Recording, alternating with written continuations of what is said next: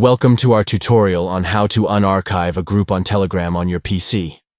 Let's go through the steps to easily bring back an archived group.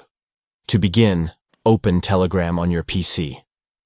Once you're in the Telegram application, locate and click on the option labeled Archived Chats to access your archived conversations. Within the Archived Chats section, search for the specific group that you wish to unarchive. You can scroll through the list or use the search function to find the group you want to restore. Once you've identified the group, right-click on it to reveal a drop-down menu of options. From the menu, select the Unarchive option to move the group back to your main chat list.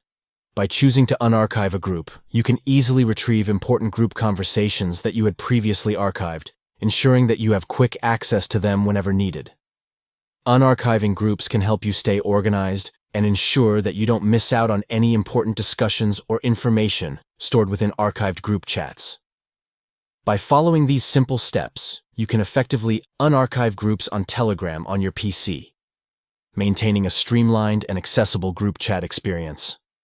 Thank you for watching, and we hope this tutorial has been helpful in learning how to unarchive groups on Telegram on your PC.